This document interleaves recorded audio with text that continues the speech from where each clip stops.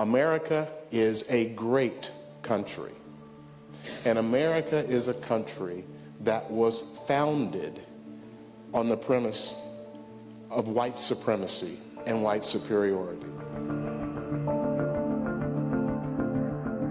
I know you have heard in this entire debate, well, there's a difference between heritage and hate. And there's a difference between Southern culture and slavery. And the monuments are celebrating heritage. They're celebrating culture. They're celebrating Southern pride. And people have understood these code words for a long time. So, I grew up in Memphis, Tennessee. And what greets me as a citizen of Tennessee when I go to my state capital in Nashville, where my grandparents lived? Nathan Bedford Forrest. Well, he made a fortune in Memphis as a slave trader, and he was the original Grand Wizard of the KKK. He led a Confederate massacre of black soldiers and white soldiers, American soldiers, during the Civil War. And this monument wasn't put up in 1865 or 1866 with people saying he's such a hero, we have to recognize him. This monument was built in 1970, 2 years after Martin Luther King was shot in the neck just down the road from Nashville, Tennessee. And we'll come to that timing as we go through this, because the timing of these monuments, I think, suggests something that's very important in terms of understanding what they're about. When were these monuments built? There were two spikes between the end of the 1800s and about 1921. What else was going on at the exact same time in America? The fact that this was normal, the fact that this was behavior that didn't really shock anybody, tells you something about how deeply white supremacy has been ingrained into American culture.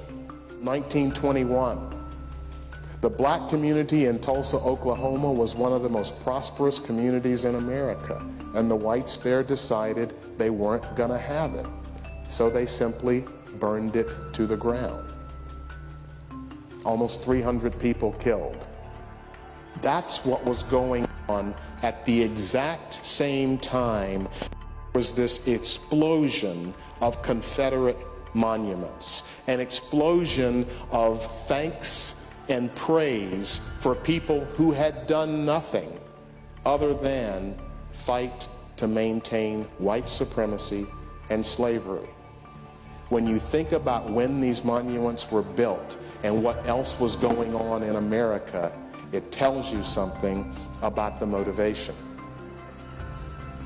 So how about that second, 1947 to 1968?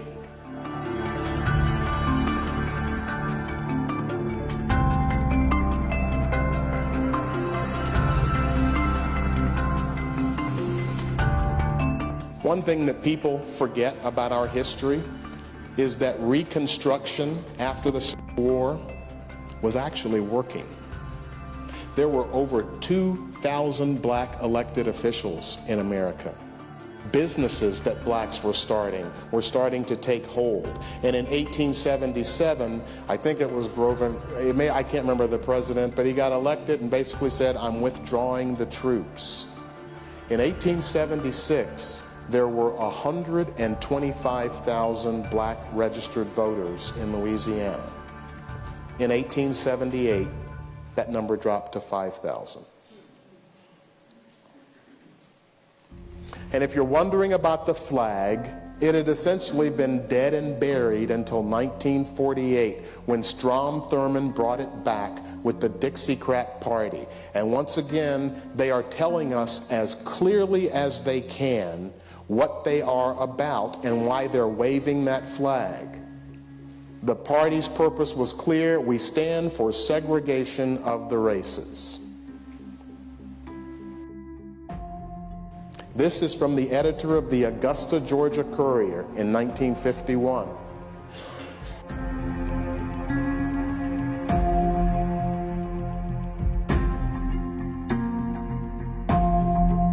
Folks, They are saying it as plainly as they can. And yet we are still having a debate in this country about what this stuff means. I am going through this to try and show you the events that were happening at the same time that this second explosion of monuments in the South to Confederate heroes was being built. And then this happened in '63. Segregation today, segregation tomorrow, segregation forever, and just a few weeks later, the Confederate flag was flying over the University of Alabama. And in September of 1963, these 4 girls got blown up in this church. This was the young girl that survived. These are the faces of people watching the bodies being taken out of the church. This is what was happening as the second explosion of Confederate monuments was happening in America. So some of these statues are coming down. They're being removed in the dark of night because the city officials don't want to remove them in the day because there might be disputes, there might be violence, there might be fighting. My only point is this: there is a movement in America that has not been in existence in my lifetime.